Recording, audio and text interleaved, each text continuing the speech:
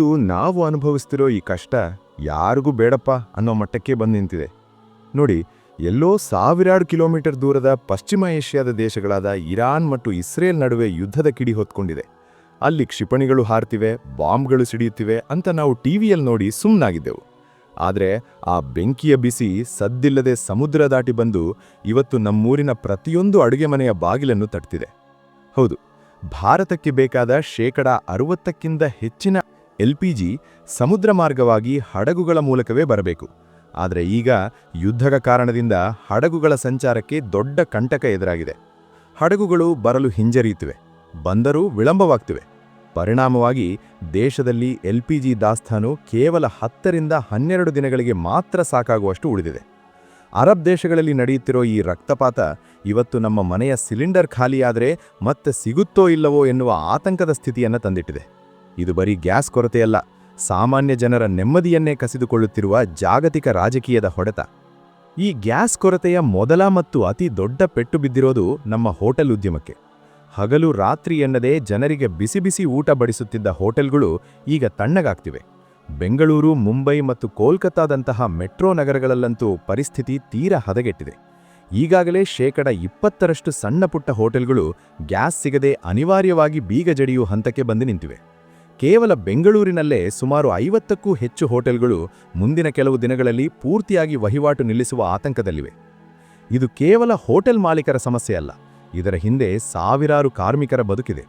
ಹೋಟೆಲ್ಗಳು ಮುಚ್ಚಿದ್ರೆ ಅಲ್ಲಿ ಕೆಲಸ ಮಾಡುವ ಅಡಿಗೆಯವರು, ಸಪ್ಲೈಯರ್ಗಳು ಮತ್ತು ಕ್ಲೀನರ್ಗಳು ಬೀದಿಗೆ ಬೀಳುವ ಭೀತಿಯಲ್ಲಿದ್ದಾರೆ. ಇನ್ನು ತೆರೆದಿರುವ ಹೋಟೆಲ್ಗಳು ಕೂಡ ನೆಮ್ಮದಿಯಿಂದಿಲ್ಲ. ಗ್ಯಾಸ್ ಉಳಿಸುವ ಅನಿವಾರ್ಯತೆಯಿಂದಾಗಿ ಅವು ತಮ್ಮ ಮೆನುವನ್ನೇ ಕತ್ತರಿ ಹಾಕುತ್ತಿವೆ. ಹೆಚ್ಚು ಸಮಯ ಬೇಯಬೇಕಾದ ಬೇಳೆಕಾಳುಗಳು ಅಥವಾ ವಿಶೇಷ ಖಾದ್ಯಗಳನ್ನು ಈಗ ತಯಾರಿಸುತ್ತಿಲ್ಲ. ಕೇವಲ ಟೀ, ಕಾಫಿ ಮತ್ತು ತಿಂಡಿಗಳಿಗಷ್ಟೇ ಕೆಲವು ಹೋಟೆಲ್ಗಳು ಸೀಮಿತವಾಗಿವೆ. ಮದುವೆ, ಮುಂಜಿ ಮತ್ತು ಶುಭ ಸಮಾರಂಭಗಳಿಗೆ ಕೇಟರಿಂಗ್ ಆರ್ಡರ್ ತಗೊಂಡಿದ್ದವರು ಈಗ ಸಿಲಿಂಡರ್ ಇಲ್ಲದೆ ತಲೆ ಮೇಲೆ ಕೈ ಹೊತ್ತು ಕುಳಿತಿದ್ದಾರೆ. ಗ್ಯಾಸ್ ಪೂರೈಕೆಯ ಈ ವಿಳಂಬ ಹೀಗೆ ಮುಂದುವರೆದರೆ ನಮ್ಮೂರಿನ ಹೋಟೆಲ್ ಸಂಸ್ಕೃತಿಯೇ ಅಸ್ತವ್ಯಸ್ತವಾಗೋದರಲ್ಲಿ ಸಂಶಯವಿಲ್ಲ. ಮೊದಲು ನಮ್ಮ ಬೆಂಗಳೂರು ಮತ್ತು ಮುಂಬೈ ಕಡೆ ನೋಡಿ. ಈ 2 ನಗರಗಳು ಅಂದರೆ ಅಲ್ಲಿನ ಹೋಟೆಲ್ ಮತ್ತು ಸ್ಟ್ರೀಟ್ ಫುಡ್ ಸಂಸ್ಕೃತಿಯೇ ಜೀವಾಳ. ಆದರೆ ಇವತ್ತು ಪರಿಸ್ಥಿತಿ ಎಷ್ಟು ಭೀಕರವಾಗಿದೆ ಅಂದರೆ ಮುಂಬೈನಲ್ಲಿ ಈಗಾಗಲೇ ನೂರಾರು ರೆಸ್ಟೋರೆಂಟ್ಗಳು ಸಿಲಿಂಡರ್ ಇಲ್ಲದೆ ಅಡುಗೆ ಮಾಡೋದನ್ನೇ ನಿಲ್ಲಿಸಿವೆ. ಇನ್ನು ಬೆಂಗಳೂರಿನ ಹೋಟೆಲ್ಗಳಲ್ಲಿ ವಾಣಿಜ್ಯ ಸಿಲಿಂಡರ್ಗಳ ಬೆಲೆ ಗಗನಕ್ಕೇರಿದೆ. 1900 ರೂಪಾಯಿನ ಸಿಲಿಂಡರನ್ನು ಕಾಳಸಂತೆಯಲ್ಲಿ 3000 ಕೊಟ್ಟರೂ ಸಿಗ್ತಾ ಇಲ್ಲ. ಎಷ್ಟೋ ದರ್ಶನಿಗಳು ನೋ ಗ್ಯಾಸ್ ಬೋರ್ಡ್ ಹಾಕಿ ಬಾಗಿಲು ಮುಚ್ಚಿವೆ. IT ಹಬ್ ಆಗಿರೋ ಬೆಂಗಳೂರಿನಲ್ಲಿ ಹಸಿವು ನೀಗಿಸುತ್ತಿದ್ದ ಹೋಟೆಲ್ಗಳೇ ಇವತ್ತು ಹಸಿದು ಕೂತಿವೆ ಅಂದರೆ ಪರಿಸ್ಥಿತಿಯ ಗಂಭೀರತೆ ಅರ್ಥ ಮಾಡ್ಕೊಳ್ಳಿ. ದೇಶದ ರಾಜಧಾನಿ ದೆಹಲಿ ಮತ್ತು ಹತ್ತಿರದ ಗುರುಗ್ರಾಮದ ಕಥೆಯಂತೂ ಇನ್ನೂ ಕರುಣಾಜನಕವಾಗಿದೆ. ಅಲ್ಲಿನ ಸಾವಿರಾರು ಸಣ್ಣಪುಟ್ಟ ರೆಸ್ಟೋರೆಂಟ್ಗಳು ಮತ್ತು ಚಾಟ್ ಅಂಗಡಿಗಳು ಸಂಪೂರ್ಣವಾಗಿ LPG ನಂಬಿಕೊಂಡಿದ್ವು. ಈಗ ಪೂರೈಕೆ ಸ್ಥಗಿತಗೊಂಡಿರೋದ್ರಿಂದ ಸಣ್ಣ ವ್ಯಾಪಾರಿಗಳು ಕಂಗಾಲಾಗಿದ್ದಾರೆ. ಅಡುಗೆ ಅನಿಲದ ಏಜೆನ್ಸಿಗಳ ಮುಂದೆ ಕಿಲೋಮೀಟರ್ ಗಟ್ಟಲೆ ಉದ್ದದ ಸಾಲುಗಳು ಕಾಣಿಸ್ತಿವೆ. ದೆಹಲಿಯ ಜನವಸತಿ ಪ್ರದೇಶಗಳಲ್ಲಿ ಗ್ಯಾಸ್ ಪೂರೈಕೆ ಆಗದೆ ಎಷ್ಟೋ ಮನೆಗಳಲ್ಲಿ ಒಲೆ ಹೊತ್ತುತ್ತಿಲ್ಲ. ಅನಿವಾರ್ಯವಾಗಿ ಜನರು ದುಬಾರಿ ಬೆಲೆಯ ಇಂಡಕ್ಷನ್ ಸ್ಟವ್ಗಳ ಹಿಂದೆ ಓಡುತ್ತಿದ್ದಾರೆ. ಇದರಿಂದ ಎಲೆಕ್ಟ್ರಾನಿಕ್ ಅಂಗಡಿಗಳಲ್ಲೂ ಸ್ಟಾಕ್ ಖಾಲಿಯಾಗಿದೆ. ಇನ್ನು ನವಾಬರ ನಗರಿ ಹೈದರಾಬಾದ್ನಲ್ಲೂ ಪರಿಸ್ಥಿತಿ ಭಿನ್ನವಾಗಿಲ್ಲ. ಹೈದರಾಬಾದ್ ಅಂದರೆ ಅಲ್ಲಿನ ಬಿರಿಯಾನಿ ಪ್ರಖ್ಯಾತ. ಆದರೆ ಈ ಬಿರಿಯಾನಿ ಬೇಯೋಕೆ ಗ್ಯಾಸ್ ಬೇಕಲ್ವೇ? ಅಲ್ಲಿನ ಪ್ರಮುಖ ಹೋಟೆಲ್ಗಳು ಗ್ಯಾಸ್ ಉಳಿಸುವ ದೃಷ್ಟಿಯಿಂದ ಬಿರಿಯಾನಿ ತಯಾರಿಕೆಯನ್ನು 50%ಕ್ಕೆ ಇಳಿಸಿವೆ. ಮನೆ ಬಳಕೆದಾರರಿಗಂತೂ ಅಲ್ಲಿ ಸಿಲಿಂಡರ್ ಸಿಗೋದು ಲಾಟರಿ ಹೊಡೆದಂತಾಗಿದೆ. ಒಮ್ಮೆ ಬುಕ್ ಮಾಡಿದರೆ ಸಿಲಿಂಡರ್ ಮನೆಗೆ ಬರಲು 20ರಿಂದ 25 ದಿನಗಳು ಬೇಕು. ಈ ವಿಳಂಬದಿಂದಾಗಿ ಜನಸಾಮಾನ್ಯರು ಪ್ರತಿದಿನ ಗ್ಯಾಸ್ ಆಫೀಸ್ಗಳಿಗೆ ಅಲೆಯುತ್ತಿದ್ದಾರೆ. ಹೈದರಾಬಾದ್ನಂತಹ ನಗರದಲ್ಲಿ ಈ ಮಟ್ಟದ ಇಂಧನ ಕ್ಷಾಮ ಹಿಂದೆಂದೂ ಕಂಡಿಲ್ಲ. ನೋಡಿ, ಒಂದು ಕಡೆ ದೇಶವೇ ಸಂಕಷ್ಟದಲ್ಲಿದ್ದರೆ ಮತ್ತೊಂದು ಕಡೆ ಇದನ್ನೇ ಲಾಭ ಮಾಡಿಕೊಳ್ಳುವ ಒಂದು ವರ್ಗ ಹೊಂಚಾಕಿ ಕುಳಿತಿದೆ. ಹೌದು, ಅಡುಗೆ ಅನಿಲದ ಈ ಅಭಾವವನ್ನೇ ಬಂಡವಾಳ ಮಾಡಿಕೊಂಡಿರುವ ಕೆಲವು ದಲ್ಲಾಳಿಗಳು ಮತ್ತು ಕಾಳಸಂತೆಕೋರರು ಈಗ ಅಕ್ಷರಶಃ ಅಟ್ಟಹಾಸ ಮೆರೆಯುತ್ತಿದ್ದಾರೆ. ಅಧಿಕೃತವಾಗಿ ಒಂದು ವಾಣಿಜ್ಯ ಸಿಲಿಂಡರ್ ಬೆಲೆ ಸುಮಾರು 1850ರಿಂದ 1950 ರೂಪಾಯಿ ಇರಬೇಕು. ಆದರೆ ಈಗ ಪರಿಸ್ಥಿತಿ ಹೇಗಿದೆ ಗೊತ್ತಾ? ಗತಿಯಿಲ್ಲದೆ ಹೋಟೆಲ್ ನಡೆಸಲೇಬೇಕಾದ ಮಾಲೀಕರಿಗೆ ಇದೇ ಸಿಲಿಂಡರನ್ನು ಬರೋಬ್ಬರಿ 2500ರಿಂದ 3000 ರೂಪಾಯಿಗೆ ಮಾರಾಟ ಮಾಡಲಾಗ್ತಿದೆ. ಬೆಂಗಳೂರಿನ ಕೆಲವು ಭಾಗಗಳಲ್ಲಂತೂ ಏಜೆಂಟ್ಗಳು ಸಿಲಿಂಡರ್ ಬೇಕೆಂದರೆ 3 ಪಟ್ಟು ಹಣ ಕೇಳುತ್ತಿದ್ದಾರೆ. ಈ ದಂಧೆ ಕೇವಲ ದೊಡ್ಡ ನಗರಗಳಿಗೆ ಸೀಮಿತವಾಗಿಲ್ಲ. ಸಣ್ಣಪುಟ್ಟ ಹಳ್ಳಿಗಳಲ್ಲೂ ಸಿಲಿಂಡರ್ ಸಿಗದೆ ಹೋಟೆಲ್ ಮಾಲೀಕರು ಅನಿವಾರ್ಯವಾಗಿ ಕಾಳಸಂತೆಯ ಮೊರೆ ಹೋಗ್ತಿದ್ದಾರೆ.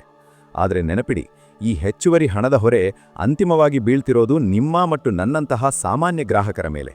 ಸಿಲಿಂಡರ್ ಬೆಲೆ ಏರಿದರಿಂದ ಅಡುಗೆ ಹೋಟೆಲ್ ತಿಂಡಿ ತಿನಿಸುಗಳ ಬೆಲೆಯೂ ಈಗ 10% 20% ಹೆಚ್ಚಾಗಿದೆ. ಮೊದಲು 50 ರೂಪಾಯಿಗೆ ಸಿಕ್ತಿದ್ದ ತಿಂಡಿ ಈಗ 60 ರೂಪಾಯಿ ದಾಟಿದೆ.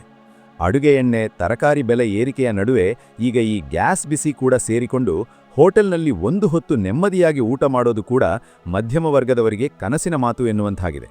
ಇದು ಬರೀ ವ್ಯಾಪಾರ ಅಲ್ಲ, ಸಾಮಾನ್ಯ ಜನರ ಜೇಬಿಗೆ ಹಾಕುತ್ತಿರುವ ಅಕ್ಷರಶಃ ಕತ್ತರಿ. ಹೋಟೆಲ್ಗಳ ಕಥೆ ಒಂದು ಕಡೆ ಆದರೆ, ಈಗ ನಿಮ್ಮ ಮನೆಯ ಅಡುಗೆ ಮನೆಯಲ್ಲೂ ಒಲೆ ಉರಿಯೋದು ಅನುಮಾನ ಎನ್ನುವಂತಾಗಿದೆ. ಯುದ್ಧದ ಈ ಕಾರ್ಮೋಡ ಈಗ ಪ್ರತಿಯೊಬ್ಬ ಗೃಹಿಣಿಯ ನಿದ್ದೆಗಿಡಿಸಿದೆ. ಸರ್ಕಾರ ಈಗ ಅಡುಗೆ ಅನಿಲದ ವಿತರಣೆಯ ಮೇಲೆ ಅಲಿಖಿತ ನಿಯಮಗಳನ್ನು ಹೇರುತ್ತಿದೆ. ಒಂದು ಸಿಲಿಂಡರ್ ಬುಕ್ ಮಾಡಿದ ಮೇಲೆ ಮತ್ತೊಂದು ಸಿಲಿಂಡರ್ ಪಡೆಯಲು ಕನಿಷ್ಠ 25 ದಿನಗಳ ಕಾಲಾವಕಾಶ ಇರಲೇಬೇಕು ಎಂಬ ಕಟ್ಟುನಿಟ್ಟಿನ ಆದೇಶ ಜಾರಿಗೆ ಬಂದಿದೆ.